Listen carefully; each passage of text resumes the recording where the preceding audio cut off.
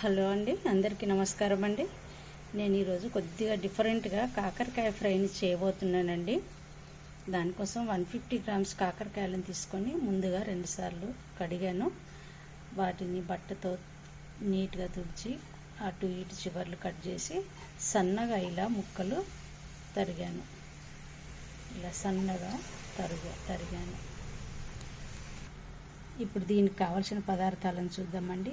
రాగి, ఇంకా సజ్జల పిండి, ఒక 1 స్పూన్ రాగి పిండి, ఒక 1 స్పూన్ సజ్జల పిండి, సాల్ట్, శనగపిండి అండి, ఇది 1.5 స్పూన్, నిమ్మకాయ, ఒక చెక్క, ఇది ఆవాలు మెంతుల పొడి కొద్దిగా 1-2 పించ్, పోపు గింజలు, ఆవాలు, జీలకర్ర, ఇది షుగర్ పౌడర్ అండి, కొంచెం పసుపు, కారం, జింజర్ గార్లిక్, ఇది తురుముకున్నానండి కొద్దిగా. ఇప్పుడు నేను కొన్ని పదార్థాలను ఇందులో వేస్తున్నాను. శనగపిండి వేసా, సాల్ట్ వేస్తున్నాను, రాగుల పిండి, సజ్జల పిండి, కారం, పసుపు. ఇప్పుడు పౌడర్ లాగున్న వీటిని కలుపుకోవాలి.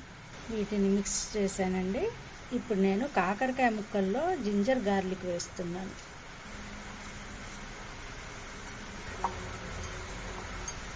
ఇలా కొద్దిగా గట్టిగా పిసికి కలపాలి. ఇప్పుడు మసాలాల పొడులు వేసాను కదా, దీంట్లో ఇది వేయాలి. ఇప్పుడు వీటిని స్పూన్తో ఇలా కలుపుకోవాలి. అడుగు భాగంలో ఉన్న పిండి అంతా వీటికి పట్టేలా కలపాలి.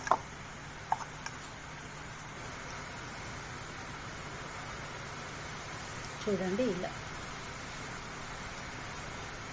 ఇప్పుడు నేను ఈ ముక్కల్లో నిమ్మకాయ పిండి వేస్తున్నాను.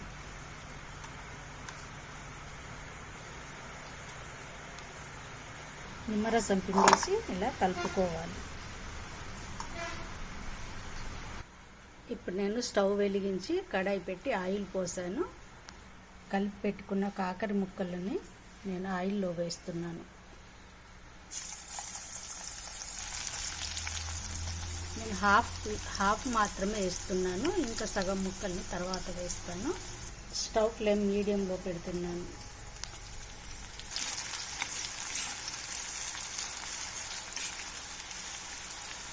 ఇలా కలుపుతూ ఫ్రై చేయాలండి. ఈ నురుగంతా పోతే ఫ్రై అయిపోయినట్టు.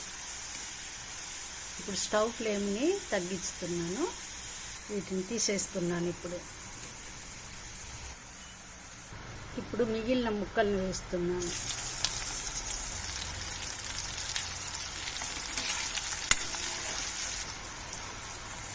నేను డీప్ ఫ్రై చేస్తున్నాను. ఒకవేళ మీకు డీప్ ఫ్రై వద్దనుకుంటే కొద్దిగా ఇలా ఫ్రై అయ్యాక తీసేసుకోవచ్చు.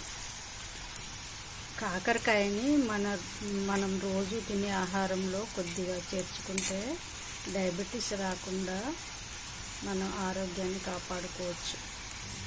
కాకపోతే ఎప్పుడు ఇలా ఫ్రై చేసుకొని కాకుండా కొద్దిగా పచ్చిగా కూడా చేసుకొని తినాలి. ఇవి ఫ్రై అయిపోయినాయండి. నేను స్టవ్ ఆఫ్ చేస్తున్నాను. షుగర్ పౌడర్ వేస్తున్నాను.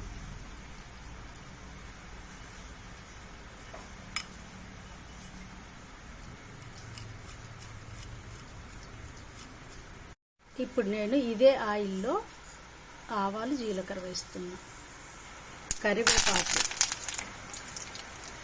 స్టవ్ ఆఫ్ చేస్తున్నాను. కొద్దిగా పసుపు, ఆవాలు మెంతుల పొడి, ఒక 2 పించ్, ఇంకొంచెం సాల్ట్.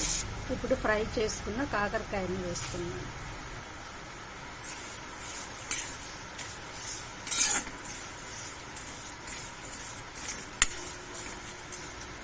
ఇప్పుడు దీన్ని బౌల్లో వేస్తున్నాను.